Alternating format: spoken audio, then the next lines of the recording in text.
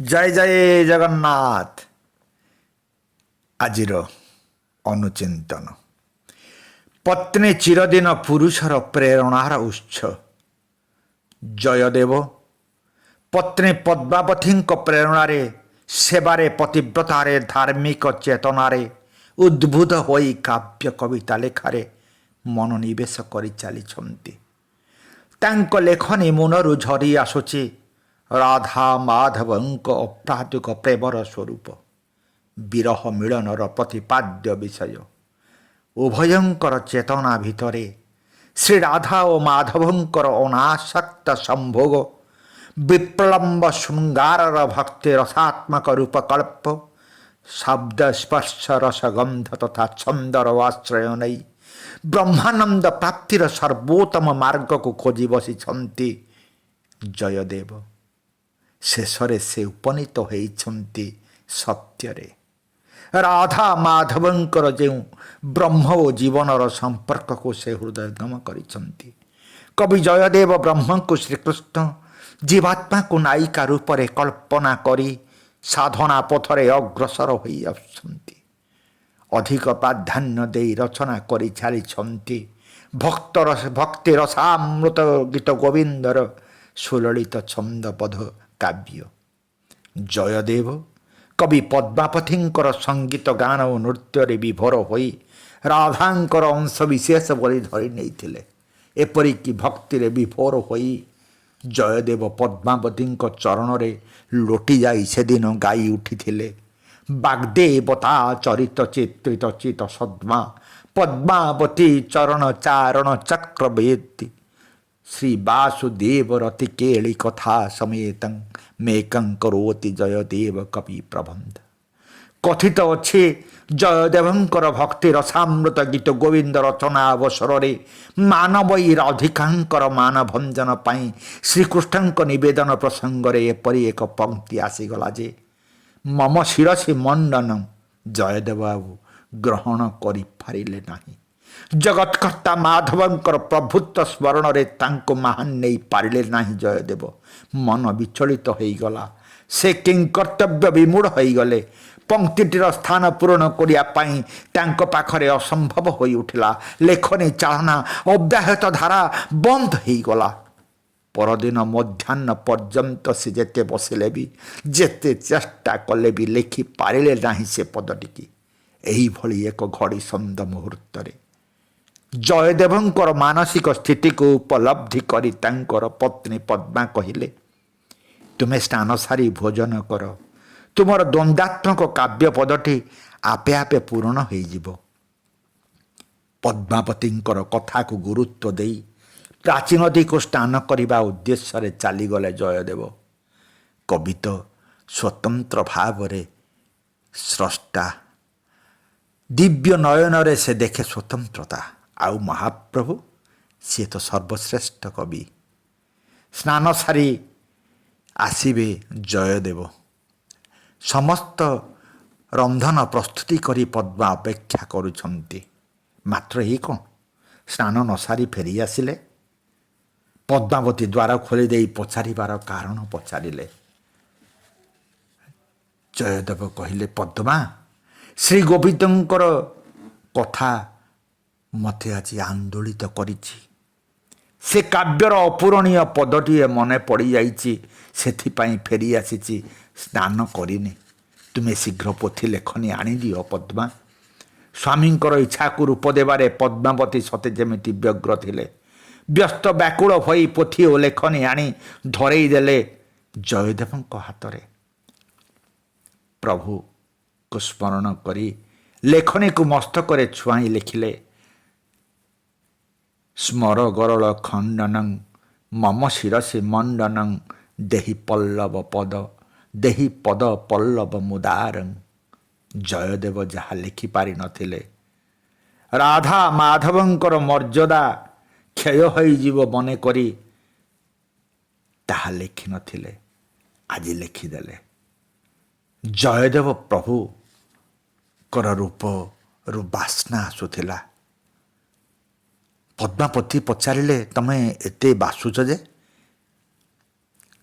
ଜୟଦେବ କହିଲେ, ପଦ୍ମା, ସେ ପଦଟିକି ଲେଖିଦେଲି ତ ମୁଁ ଗୋଟେ ବାସ୍ନାହିତ ହେଇଗଲି। ମାଆଙ୍କ ପାଖରେ ଆଜି ବାପା ଠିଆ ହେଇଛନ୍ତି। ମାଆଙ୍କୁ କହୁଛନ୍ତି ଯେ ହେ ରାଧା, ତମର ମୋ ପାଦ ଦୁଇଟିକି ମୋର ମସ୍ତକ ଉପରେ ଥୋଇଦିଅ। ରାଧାଙ୍କର ପାଦ ଆଜି କୃଷ୍ଣଙ୍କର ମସ୍ତକ ଉପରେ ଥୁଆ ହେଇଛି। ପଦ୍ମା, ତମେ ତମ ପାଦ ମୋ ମସ୍ତକ ଉପରେ ଥୋଇଦେବ କି? ଆଶ୍ଚର୍ଯ୍ୟ ହେଇଯାଉଥିଲେ ପଦ୍ମା। କହିଲେ, କ'ଣ ଏହା ସମ୍ଭବ? ହଁ ପଦ୍ମା, ତମେ ତମର ପାଦକୁ ମୋର ମସ୍ତକରେ ରଖିଦିଅ, ମୁଁ ପବିତ୍ର ହେଇଯିବି।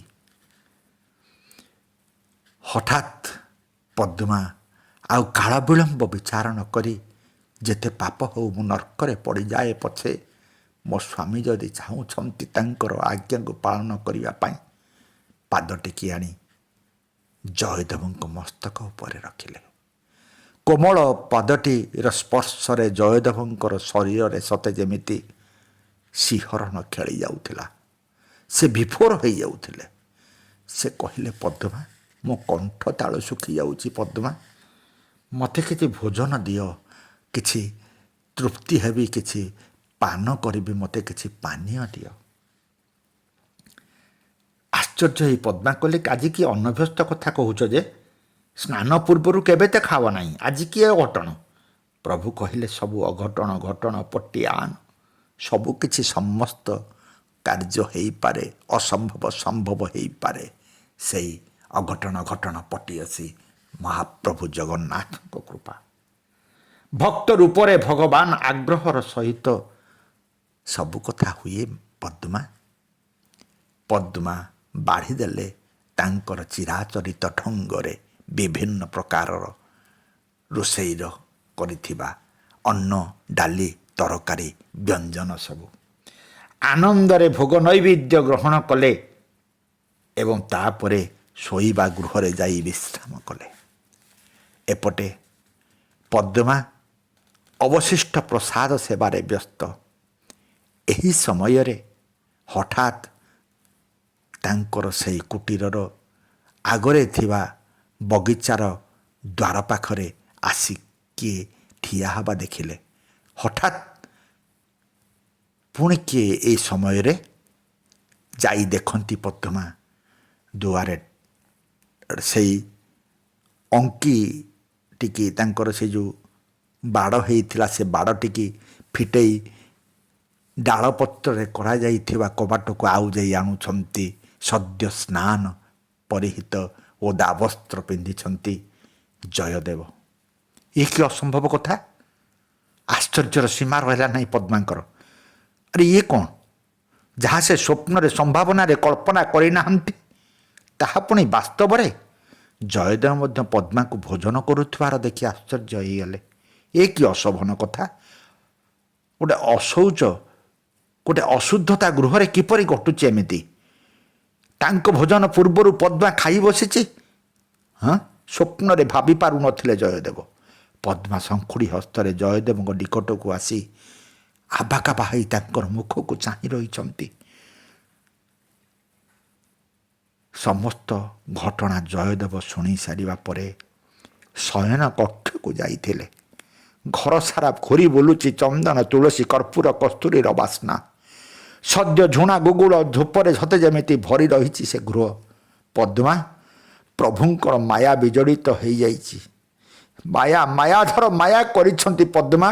ଏ ଅଲୌକିକ ଘଟଣାରେ ଭାବ ବିହ୍ୱଳ ହୋଇ ଦୌଡ଼ି ଯାଉଛନ୍ତି ତାଙ୍କର ପୋଥି ଆଉ ତାଙ୍କର ଲେଖନୀ ଦେଖିବାକୁ।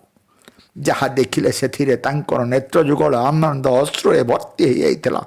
ଏ କ'ଣ ଯେଉଁ ପଦ ସିଏ ବାରମ୍ବାର ମନକୁ ଆଣିପାରି ନଥିଲେ, ଆଜି ସ୍ୱୟଂ ଜଗନ୍ନାଥ ଆସି ସେ ପଙ୍କ୍ତି ପୂରଣ କରି ଯାଇଛନ୍ତି। ପଦ୍ମା, ତମେ ଧନ୍ୟ ହେଇଗଲ। ପଦ୍ମା, ତମର ମସ୍ତକ ନେଇ ତାଙ୍କର ପାଦ ପାଖରେ ରଖିବାର କଥା, କିନ୍ତୁ ତମେ କହୁଛ ତମ ପାଦ ନେଇ ମହାପ୍ରଭୁଙ୍କର ମସ୍ତକରେ ରଖିଲ। ସତରେ ପଦ୍ମା, ତମେ ହେଉଛ ସେଇ ପବିତ୍ର ରାଧାଙ୍କର ଅଂଶ ବିଶେଷ। ଅନୁଭୂତିରେ ସିକ୍ତ ହୋଇଗଲା ପଦ୍ମାବତୀଙ୍କର ମୋହଭଙ୍ଗ ହୋଇଯାଉଛି। ଚନ୍ଦନ କର୍ପୂର ବାସ୍ନା କସ୍ତୁରୀରେ ମହ ମହ ହୋଇ ବାସୁଛନ୍ତି ଦୁଇ ଜଣ। ଧନ୍ୟ ପଦ୍ମା, ଧନ୍ୟ ତୁମେ। ସ୍ୱୟଂ ମାଧବ ଆସି ତୁମକୁ ଦର୍ଶନ ଦେଇଛନ୍ତି, ତୁମେ ପ୍ରସାଦ ଦେଇଛ। ତୁମେ ପୁଣି ତାଙ୍କ ମସ୍ତକ ଉପରେ ଆଉ କଳ୍ପନା କରିପାରୁନାହାନ୍ତି। ଜୟଦେବ ଆସ ଆସ, ମୋ ମସ୍ତକରେ ତମର ପଦ ରଖିଦିଅ ପଦ୍ମା। ମୁଁ ପବିତ୍ର ହେଇଯିବି।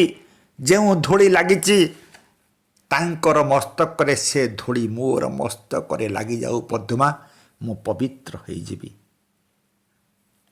ଆଉ ସେହି ଶଙ୍ଖୁଡ଼ି, ପଦ୍ମା ଖାଉଥିବା ସେହି ଶଙ୍ଖୁଡ଼ିକୁ ନିଜ ପାଟିରେ